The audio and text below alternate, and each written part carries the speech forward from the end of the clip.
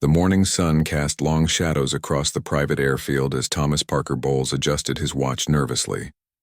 Queen Camilla's eldest son had always preferred staying out of the spotlight, but today's journey to Scotland would change everything.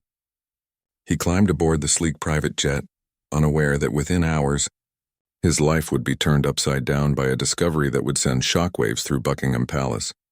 Thomas settled into the leather seat, his mind occupied with the upcoming business meeting in Edinburgh. As a successful food critic and entrepreneur, he often traveled for work, but this trip felt different somehow. The jet's engines hummed to life as he reviewed his notes, completely oblivious to the storm brewing behind the scenes at the palace. Unknown to Thomas, Queen Camilla had been receiving troubling reports from palace security about suspicious activities involving private aircraft. The intelligence suggested that someone within the royal circle might be involved in something that could damage the monarchy's reputation. The queen consort found herself in an impossible position, torn between protecting her family and her duty to the crown. Meanwhile, at the Royal Protection Command headquarters, Detective Inspector Sarah Mitchell was reviewing a confidential file that had landed on her desk that morning. The document contained photographs, flight records, and communication intercepts that painted a disturbing picture. Someone with access to royal aircraft was potentially involved in activities that could compromise national security. As Thomas's jet reached cruising altitude, he received an unexpected call from his mother's private secretary. The conversation was brief and cryptic, mentioning only that there might be delays in his return journey due to security protocols. Thomas dismissed it as typical royal bureaucracy, never imagining that at that very moment, teams of royal protection officers were being briefed on Operation Kingfisher. The operation had been months in the planning, triggered by intelligence reports from MI5 about suspicious cargo movements involving private jets connected to the royal household. The evidence was circumstantial but concerning enough to warrant immediate action. Queen Camilla herself had authorized the investigation, despite knowing it would scrutinize her own son's travel patterns. As the jet began its descent into Edinburgh, Thomas noticed an unusual number of vehicles on the tarmac. What he assumed were routine security measures were actually carefully positioned teams preparing for what would become one of the most sensitive searches in recent royal history. The pilot's voice crackled over the intercom, announcing their arrival, but Thomas couldn't shake the feeling that something was terribly wrong. The aircraft touched down smoothly, but instead of taxiing to the usual private terminal, it was directed to a secure hangar away from prying eyes. Thomas peered out the window, his confusion growing as he saw uniformed officers surrounding the plane. His phone buzzed with a text message from an unknown number. "Remain calm and cooperate fully." Detective Inspector Mitchell watched from the control tower as the operation unfolded below. She had seen many high-profile investigations during her career, but searching the aircraft of a royal family member was unprecedented. The political implications were enormous, and one wrong move could trigger a constitutional crisis. Thomas felt his heart racing as the aircraft door opened and serious-faced officers boarded the plane. The lead officer introduced himself politely but firmly, explaining that they had authorization to conduct a thorough search of the aircraft and its contents. Thomas's mind raced through possible explanations, but nothing in his recent activities could justify such extreme measures. As the search began, Thomas was escorted to a comfortable waiting area in the hangar, where he was offered tea and informed that the process would take several hours. He tried calling his mother's office but was told only that she was in meetings and could not be disturbed. The isolation was deliberate, designed to prevent any interference while the investigation proceeded. Back at Buckingham Palace, Queen Camilla paced her private study, her usual composure cracking under the strain. She had authorized the search based on intelligence reports, but the reality of investigating her own son was almost unbearable. Her private secretary had advised her to maintain distance from the operation, to avoid any appearance of interference. The search team worked methodically through every compartment of the jet, using sophisticated detection equipment and following protocols developed for the most sensitive investigations. What they were looking for remained classified, but the thoroughness of their work suggested they expected to find something significant. As evening fell over Edinburgh, Thomas remained in the hangar, growing increasingly anxious about the delay. He had missed his business meeting and couldn't reach anyone who could explain what was happening. The officers remained professional but offered no information about the nature of their investigation or when it might conclude. The first hint that something had been discovered came when Detective Inspector Mitchell received an urgent call from the search team leader. The conversation was brief and coded, but the excitement in the officer's voice was unmistakable. They had found something that would require immediate analysis by specialists from London. Queen Camilla received the preliminary report just as she was preparing for bed. The document was marked with the highest security classification, and its contents made her sink into her chair with a mixture of relief and horror. The investigation had uncovered something, but it wasn't what anyone had expected to find. The specialized scanning equipment detected an anomaly in the aircraft's cargo hold that had gone unnoticed for months. Sergeant Williams, the team's technical expert, ran his hands along the smooth interior panels until he found a section that felt different from the rest. The discovery of a concealed compartment sent ripples of excitement through the search team, though none of them could have predicted what lay hidden inside. Detective Inspector Mitchell arrived at the hangar within hours of receiving the alert, her mind racing with possibilities. The hidden compartment was sophisticated, clearly installed by professionals who understood aircraft construction. It wasn't the work of amateurs, which raised serious questions about how long it had been there and who had access to the jet during its construction or maintenance. Thomas remained in the waiting area, completely unaware of the discovery unfolding in his aircraft. The officers had maintained their professional demeanor, offering no hints about their findings. His attempts to contact his lawyer had been politely declined, with assurances that he wasn't under arrest and was free to leave once the search was complete. The compartment itself was a marvel of engineering. Seamlessly integrated into the aircraft's structure, it could only be accessed by removing specific panels in a particular sequence, suggesting someone with intimate knowledge of the jet's design had created it. The discovery raised uncomfortable questions about the security, protocols surrounding royal aircraft maintenance, and who had oversight of such modifications. Queen Camilla spent a sleepless night in her private quarters, reviewing security reports and trying to understand how such a breach could have occurred. The jet had been purchased 2 years earlier through a trust associated with the royal household, and its maintenance was handled by a company with impeccable credentials and security clearances. As dawn broke over Edinburgh, the contents of the compartment were carefully extracted and catalogued. The items discovered defied easy explanation and would require analysis by experts from multiple government departments. Each piece of evidence was photographed, measured, and placed in sealed containers for transport to specialized laboratories in London. The lead investigator made a secure call to Buckingham Palace, speaking directly to the Queen Consort's private secretary. The conversation was brief but significant enough to prompt an emergency meeting of the Palace Security Committee. The implications of the discovery extended far beyond a simple security breach and could potentially involve international law enforcement agencies.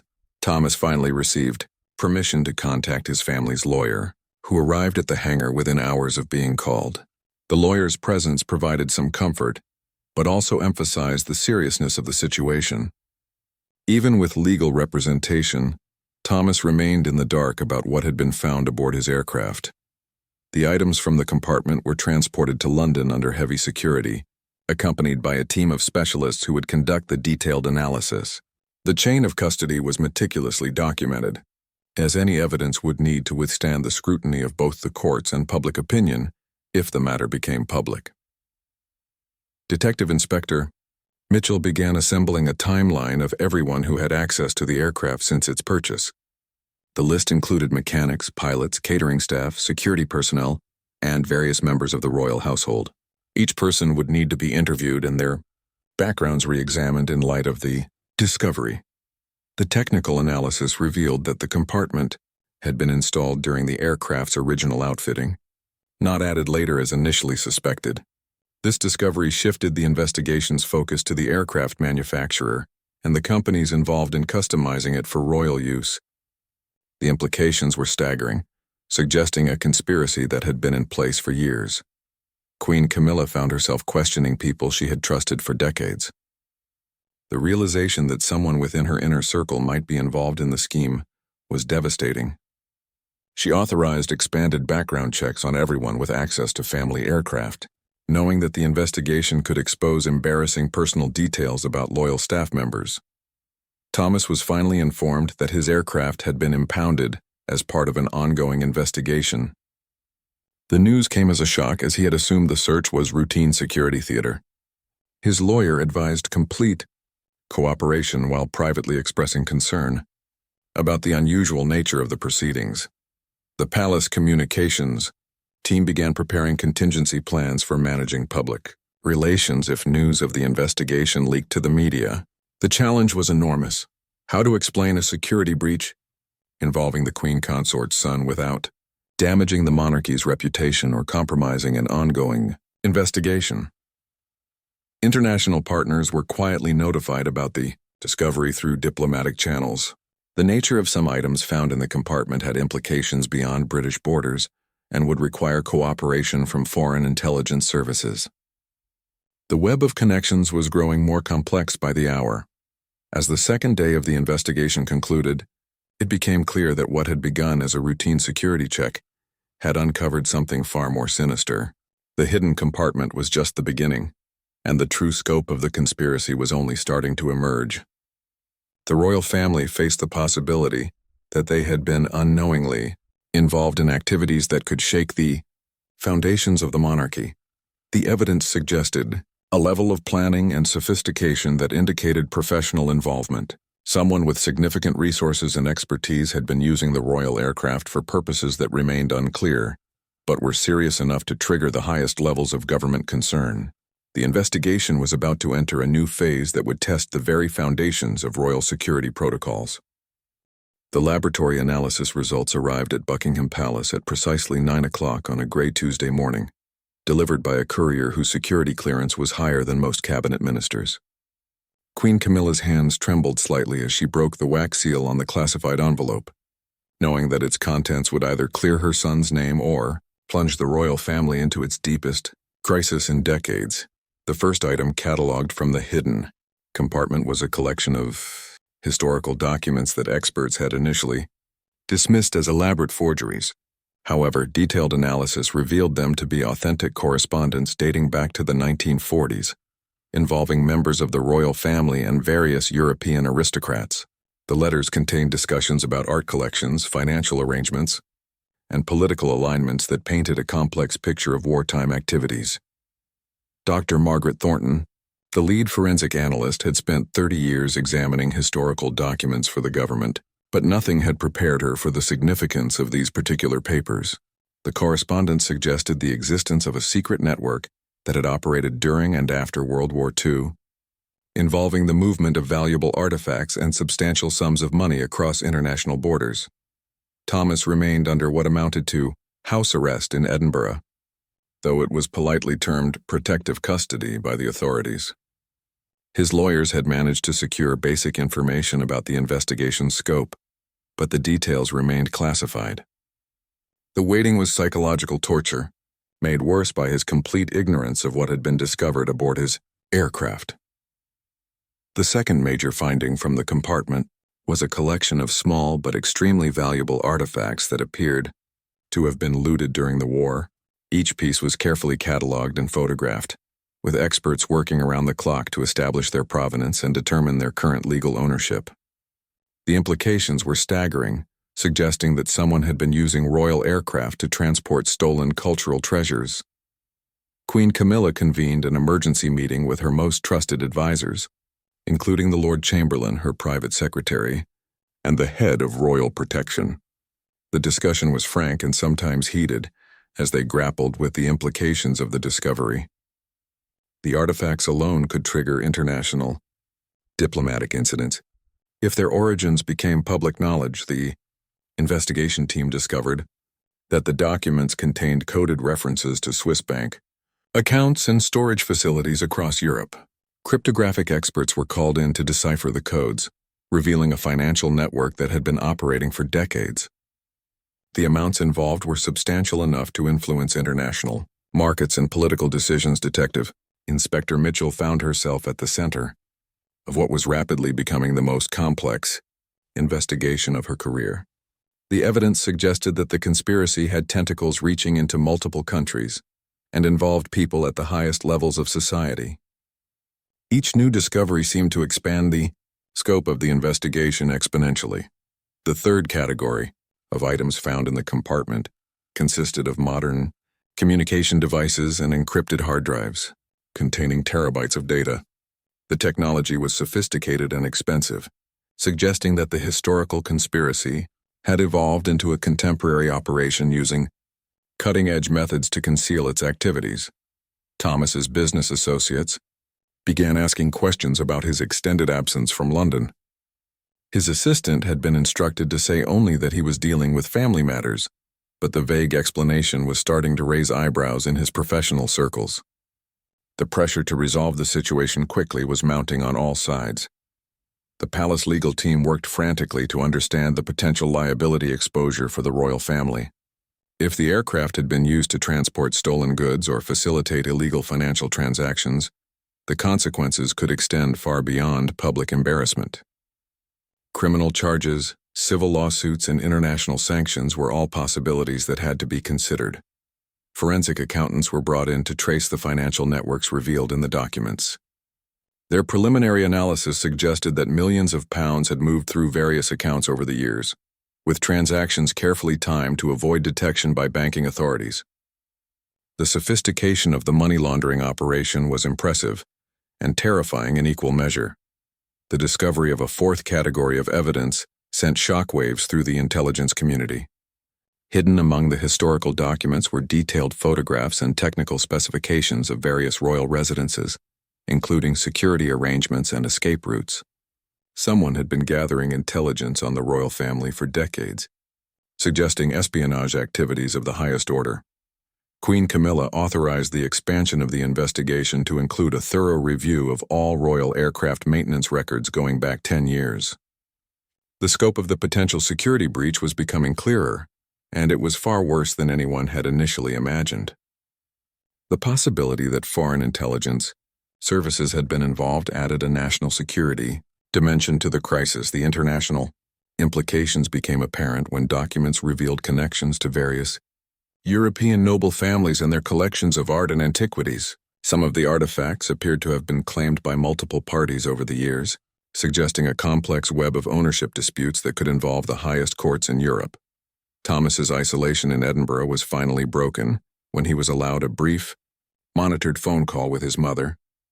The conversation was emotional but carefully controlled, with both parties aware that every word was being recorded. Queen Camilla's voice betrayed none of the turmoil she was experiencing, but Thomas could sense the gravity of the situation from her tone. The investigation team made a crucial discovery when they found evidence that the hidden compartment had been accessed multiple times over the past 2 years. Security camera footage from the hangar where the aircraft was stored showed suspicious activity during maintenance periods, with individuals whose identities remained unclear accessing the plane outside normal working hours. As the third week of the investigation concluded, it became clear that what had begun as a routine security check had uncovered a conspiracy of international scope and historical significance. The royal family found themselves at the center of a web of intrigue that spanned decades and involved some of the most sensitive political and cultural issues of the modern era. The breakthrough came from an unexpected source when a retired aircraft mechanic named Robert Henderson contacted the police after seeing news reports about unusual activity at the Edinburgh airport. Henderson had worked on royal aircraft for over 20 years and remembered installing what he was told was a special communications compartment during the jet's original outfitting. His testimony provided the missing link investigators needed to understand how the conspiracy had operated undetected for so long. Henderson's detailed recollections painted a picture of a carefully orchestrated deception that had fooled even experienced aviation professionals. He described being given specific instructions by a man who claimed to represent palace security, complete with official documentation and security clearances that appeared authentic. The installation had taken place during a routine maintenance period when the aircraft was away from its usual hangar. Detective Inspector Mitchell interviewed Henderson for over 6 hours, recording every detail of his interactions with the mysterious security official. The description Henderson provided matched no one currently employed by Royal Protection Services, suggesting that the conspiracy involved sophisticated identity fraud and the creation of false credentials that could fool even security-conscious aviation professionals. The investigation team used Henderson's testimony to trace the source of the fraudulent documentation. The trail led to a printing company in Belgium that specialized in high-quality security documents for government agencies. Further investigation revealed that the company had been infiltrated by individuals with connections to various intelligence services, creating a pipeline for forged credentials that had been used in operations across Europe. Thomas was finally permitted to return to London under strict supervision, his every movement monitored by protection officers who maintained a discreet but constant presence. The psychological strain of the investigation was evident in his appearance, and palace staff noted that the usually confident food critic seemed diminished by the experience. His return to familiar surroundings provided some comfort, but the shadow of the ongoing investigation loomed over everything. Queen Camilla made the difficult decision to undergo voluntary questioning by the investigation team, despite legal advice suggesting she could invoke royal immunity. Her decision to cooperate fully demonstrated her commitment to uncovering the truth, even if it meant exposing embarrassing details about royal security protocols and family relationships. The interrogation of financial records revealed a complex pattern of transactions that had been disguised as legitimate business expenses and charitable donations. Money had been moved through a network of shell companies and offshore accounts, with each transaction carefully structured to avoid triggering automatic reporting requirements. The sophistication of the financial arrangements suggested involvement by professional money launderers with extensive experience in international banking. A major breakthrough occurred when investigators identified a recurring signature on various documents that belonged to Marcus Whitfield, a trusted advisor who had worked with the royal household for over 15 years. Whitfield had access to aircraft scheduling, maintenance records, and financial accounts, making him perfectly positioned to orchestrate the conspiracy from within the royal establishment. The arrest of Marcus Whitfield sent shockwaves through the palace community, where he was known as a loyal and dedicated employee who had earned the trust of multiple royal family members. His colleagues found it impossible to believe that someone they had worked alongside for years could have been involved in such an elaborate deception. The betrayal felt personal to many who had considered Whitfield a friend. During his initial questioning, Whitfield maintained his innocence and claimed to be the victim of an elaborate frame-up designed to discredit him and damage the royal family. His lawyers argued that their client was being made a scapegoat for a conspiracy that involved much more powerful and influential people who remained hidden in the shadows. The investigation expanded to include a thorough review of Whitfield's personal finances, travel records, and communications over the past decade. Investigators discovered evidence of substantial payments from offshore accounts, luxury purchases that far exceeded his official salary, and frequent travel to locations that had no obvious connection to his royal duties. International cooperation became crucial as the investigation revealed connections to similar operations in other European countries. Interpol coordinated efforts to trace the movement of artifacts and identify other members of the conspiracy who might be operating in different jurisdictions. The scope of the investigation was rapidly expanding beyond anything the British authorities could handle alone. The discovery of encrypted communications between Whitfield and unknown associates provided investigators with their most valuable evidence yet. The messages, once decoded by government cryptographic experts, revealed discussions about specific artifacts, transportation schedules, and financial arrangements that clearly demonstrated criminal intent and coordination. Thomas found himself in the unusual position of being both a victim and a potential witness in the case against Whitfield. His aircraft had been used without his knowledge, but investigators needed his testimony to establish the timeline of events and confirm details about aircraft access and maintenance procedures. The role reversal was psychologically challenging for someone accustomed to being in control of his circumstances. The palace public relations team worked overtime to manage the crisis as news of the investigation began to leak to the media. Carefully worded statements acknowledged the ongoing investigation while emphasizing the royal family's complete cooperation with authorities and their shock at the alleged betrayal by a trusted employee. Queen Camilla faced the most difficult period of her time as queen consort, balancing her desire to support her son with her duty to the crown and the need to maintain public confidence in the monarchy. The stress was evident to those closest to her, though she maintained her public composure with characteristic dignity and determination. The investigation team prepared for the next phase of their work, knowing that Whitfield's arrest was likely just the beginning. The evidence suggested a network of co-conspirators who remained at large, and the international dimension of the case meant that months or even years of additional investigation lay ahead. As details of the conspiracy began to emerge, it became clear that the royal family had been unknowingly involved in one of the most sophisticated criminal enterprises in modern European history. The full extent of the damage to royal prestige and international relationships was yet to be determined, but the investigation had already changed the royal family's relationship with their most trusted advisors forever. The investigation took a dramatic turn when French authorities contacted their British counterparts with startling information about similar discoveries made during a routine customs inspection at Charles de Gaulle Airport. A private jet belonging to a prominent European industrialist had been found to contain a hidden compartment remarkably similar to the one discovered in Thomas's aircraft, suggesting that the conspiracy was far more extensive than anyone had initially imagined. Detective Inspector Mitchell flew to Paris to coordinate with her French colleagues, bringing with her detailed photographs and technical specifications of the British discoveries. The meeting took place in a secure conference room at the French Ministry of Interior, where representatives from multiple European intelligence agencies had gathered to share information about what was rapidly being recognized as a continent-wide criminal network. The French discovery included artifacts that appeared to complement those found in the British investigation, as if pieces of a larger collection had been deliberately separated and distributed across multiple transportation networks. Art historians and cultural experts were called in to examine the connections between the various pieces, gradually revealing the outline of a systematic looting operation that had been ongoing for decades.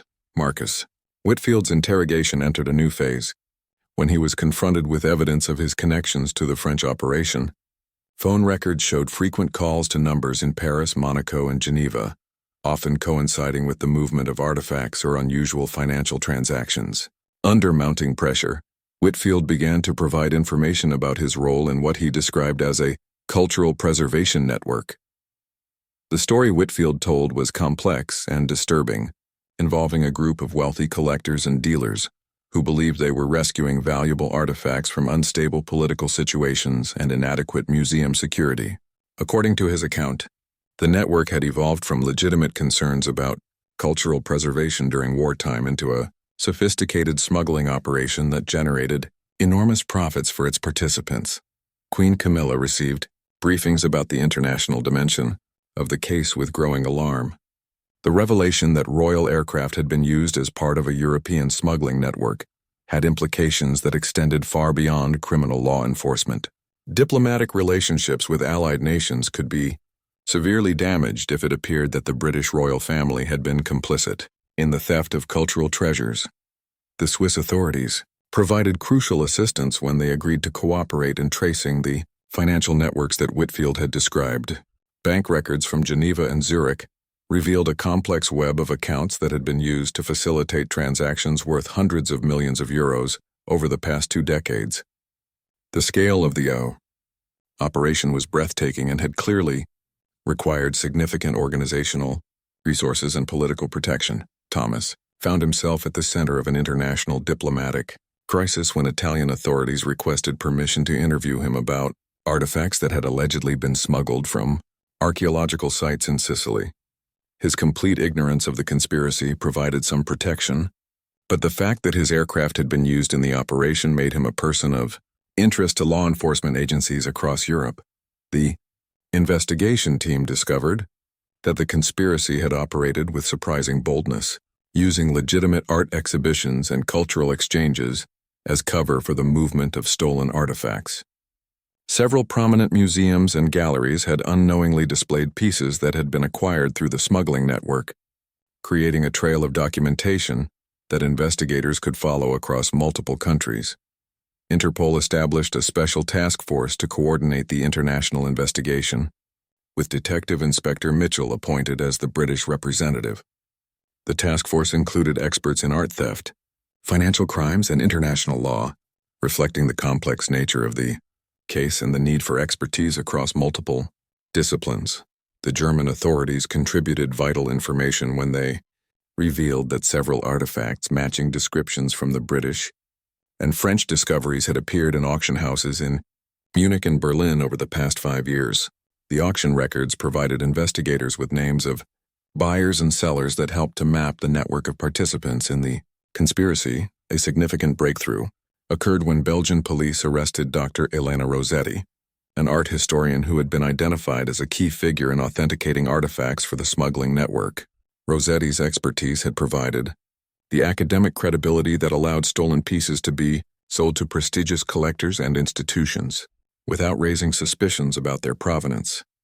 The interrogation of Dr. Rossetti revealed the existence of a sophisticated authentication system that had been used to create false provenance records for stolen artifacts. The system involved corrupted officials in various cultural ministries, forged documentation, and the manipulation of academic research to support fraudulent claims about the legal ownership of valuable pieces. Thomas's lawyers worked to negotiate his status as a cooperating witness rather than a suspect, recognizing that his genuine ignorance of the conspiracy made him valuable to investigators while also protecting him from criminal liability. The delicate negotiations required careful coordination between legal representatives in multiple countries. The Palace communications team faced the challenge of managing public opinion across multiple European countries, each with different media landscapes and political sensitivities. The revelation that British Royal aircraft had been used in an international art theft ring created headlines across the continent and required carefully coordinated responses from diplomatic missions. Queen Camilla made the unprecedented decision to personally apologize to the heads of state of countries whose cultural treasures had been stolen and transported using royal aircraft. The diplomatic initiative was risky but necessary to prevent permanent damage to international relationships and to demonstrate the royal family's commitment to making amends for their unwitting involvement in the conspiracy.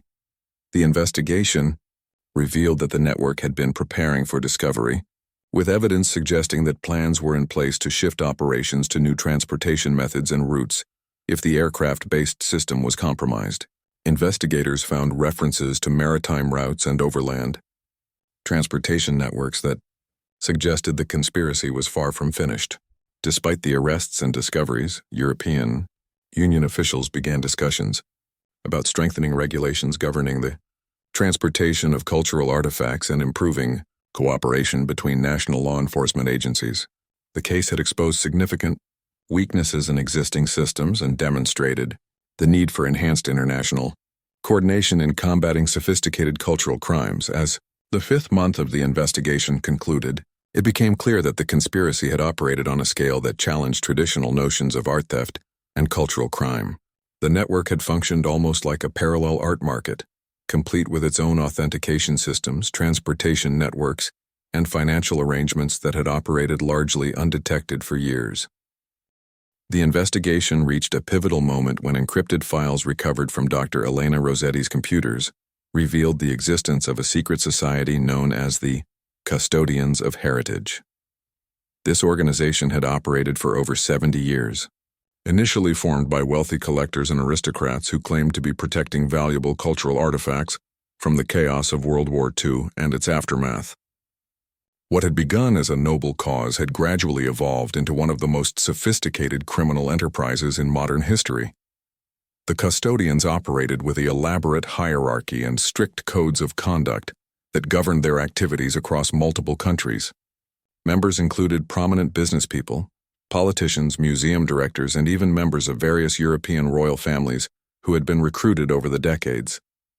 The organization maintained detailed records of its activities, treating the theft and trafficking of cultural artifacts as a form of noble stewardship rather than criminal activity. Detective Inspector Mitchell found herself studying organizational charts that read like a who's who of European high society. The names included industrialists, banking executives, and cultural figures whose involvement in such activities seemed impossible to believe. The discovery that several members held positions of trust in major museums and cultural institutions explained how the network had been able to operate with such impunity for so long. Marcus Whitfield's role within the custodians was revealed to be far more significant than his initial admissions had suggested. Rather than being a peripheral participant, he had served as a regional coordinator responsible for operations across the British Isles and had personally recruited other members from within the royal household and related institutions. His position of trust within the palace had made him invaluable to the organization's leadership. The investigation uncovered evidence that the custodians had infiltrated cultural institutions across Europe, placing members in positions where they could influence acquisition policies, authentication procedures, and security arrangements. The systematic nature of this infiltration suggested decades of careful planning and demonstrated the organization's long-term commitment to its activities. Thomas discovered that his aircraft was just one of dozens of private jets, yachts, and other vehicles that had been secretly modified to transport stolen artifacts. The custodians had developed sophisticated methods for concealing contraband that could fool most security inspections, using technology and techniques that rivaled those employed by intelligence agencies. The scope of their transportation network was truly international, with routes spanning from the Mediterranean to Scandinavia. Queen Camilla faced the devastating realization that the custodians had been operating within the royal household for years, possibly decades. Security reviews revealed that several trusted employees had connections to the organization, raising questions about what other compromises might exist within the palace's inner circles. The breach of trust was profound and would require a complete restructuring of royal security protocols. The financial investigation revealed that the custodians had generated billions of euros in profits over the years, with funds being used not only to enrich members but also to finance political activities and cultural projects that served their broader agenda. Some of the money had been donated to legitimate museums and cultural institutions, creating a complex web of beneficiaries who had unknowingly accepted funding derived from criminal activities. Swiss banking authorities provided access to accounts that revealed the true scale of the custodians' operations. The organization maintained substantial reserves in multiple currencies and had invested heavily in legitimate businesses and real estate across Europe. The financial infrastructure was so sophisticated that it had operated alongside legitimate international banking systems without raising suspicions. Dr. Rossetti's cooperation with investigators proved crucial in understanding the academic dimension of the conspiracy. The custodians had systematically corrupted scholarly research about artifact provenance, funding studies that supported their claims of legitimate ownership while suppressing research that might expose the true origins of stolen pieces. The manipulation of academic institutions was particularly troubling to investigators. The investigation team discovered that the custodians had developed their own authentication and documentation systems that were so sophisticated they had fooled experts at major auction houses and museums. Forged provenance documents, fake historical records, and corrupted academic research had created a parallel reality, where stolen artifacts appeared to have legitimate ownership histories. International arrest warrants were issued for 12 senior members of the custodians who remained at large, including several individuals whose prominent positions in European society had previously made them seem above suspicion.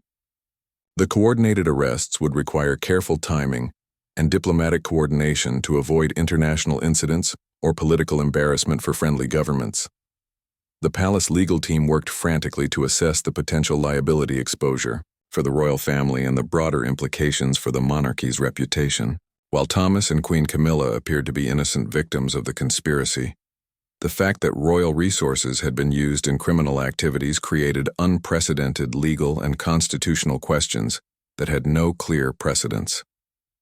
Thomas began working with investigators to reconstruct his travel patterns over the past several years, trying to identify when his aircraft might have been used to transport stolen artifacts without his knowledge. The psychological impact of discovering that his travels had unknowingly facilitated international crime was severe, requiring professional counseling to help him process the betrayal and manipulation he had experienced.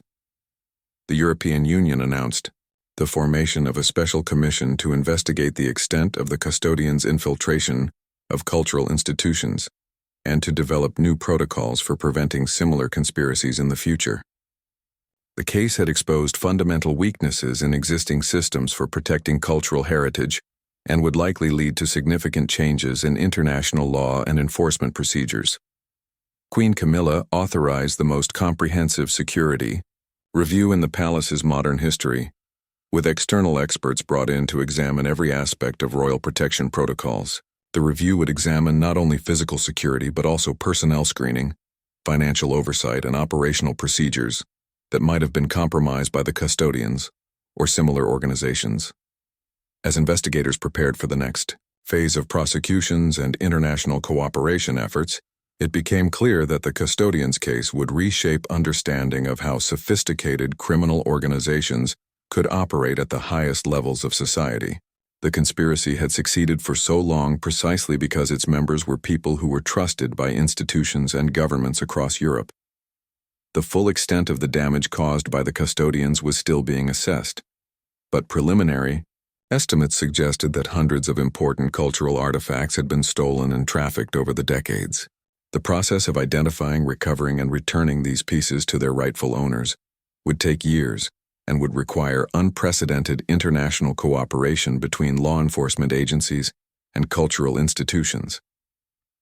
2 years after the discovery in Thomas's aircraft, the final trials of the custodians' conspiracy concluded with convictions that sent shockwaves through European high society. Marcus Whitfield received a 15-year prison sentence for his role in the organization, while Dr. Elena Rossetti was sentenced to 12 years and ordered to pay substantial restitution to museums and cultural institutions that had been defrauded by her false authentication work. The palace emerged from the crisis fundamentally transformed, with new security protocols that included comprehensive background checks, regular polygraph examinations for sensitive positions, and independent oversight of all major financial transactions. Queen Camilla had insisted on the most stringent measures possible, determined that the royal household would never again be vulnerable to such systematic infiltration and exploitation. Thomas gradually rebuilt his life and reputation. Though the experience had changed him profoundly, he established a foundation dedicated to supporting the recovery and return of stolen cultural artifacts, using his personal experience to raise awareness about the vulnerability of cultural heritage to sophisticated criminal organizations. His work with law enforcement agencies made him a respected voice in discussions about improving protection for cultural treasures. The international cooperation that emerged from the custodians' investigation led to the creation of a new European cultural heritage protection agency with enhanced powers to investigate cross-border crimes and coordinate law enforcement efforts. The agency's mandate included developing new technologies for tracking artifacts and establishing databases that would make it much more difficult for stolen pieces to be sold through legitimate channels. Over 400 artifacts were recovered and returned to their countries of origin through the investigation, including pieces that had been missing for decades and had been given up for lost. The process of repatriation involved complex negotiations between governments, museums, and private collectors who had purchased pieces in good faith. But the international commitment to restoring cultural heritage proved stronger than financial concerns. Queen Camilla's decision to personally apologize to affected nations and to support repatriation efforts without demanding compensation earned widespread respect and helped to restore the monarchy's international reputation. Her handling of the crisis was widely praised as demonstrating the kind of leadership and moral clarity that the public expected from the royal family. The investigation revealed that the custodians had been planning to expand their operations to include digital art and cryptocurrency transactions, demonstrating that even sophisticated criminal organizations had to adapt to changing technologies and markets. Law enforcement agencies used this intelligence to develop new capabilities for investigating crimes involving digital assets and virtual currencies. Several major museums and cultural institutions underwent comprehensive reviews of their collections and acquisition procedures as a result of the scandal. The discoveries led to the return of dozens of artifacts that had been unknowingly acquired through the custodians' network and prompted the development of more rigorous authentication and provenance verification procedures. The financial assets seized from the custodians were used to establish an International Fund for Cultural Heritage Protection and Restoration. The fund provided grants to museums and cultural institutions in developing countries to improve their security and conservation capabilities, ensuring that the criminal proceeds were used to support legitimate cultural preservation efforts. Thomas's relationship with his mother was strengthened by their shared experience of betrayal and recovery. Queen Camilla's unwavering support during the investigation and her commitment to transparency and accountability had demonstrated the values that the royal family represented at their best. Their public appearances together showed a family that had been tested but had emerged stronger and more committed to their duties. The case became a landmark in international law enforcement cooperation. With the investigation protocols and technologies developed during the custodian's case being adopted by law enforcement agencies worldwide, Detective Inspector Mitchell was promoted and transferred to Interpol, where she led the development of new international protocols for investigating sophisticated, transnational crimes. Educational institutions across Europe incorporated the custodian's case into their curricula as an example of how criminal organizations could exploit legitimate institutions and trusted relationships to commit crimes on a massive scale. The case became a standard study for students of criminology, international relations, and cultural heritage protection. The royal family's transparency during the investigation and their commitment to supporting law enforcement efforts helped to restore public trust that might have been permanently damaged by a more defensive approach. Opinion polls showed that the public's respect for Queen Camilla actually increased as a result of her handling of the crisis, with many people appreciating her willingness to accept responsibility and take corrective action. The broader impact of the custodians' investigation extended beyond law enforcement to influence international discussions about cultural heritage protection, the responsibilities of collectors and institutions, and the need for greater transparency in the art market.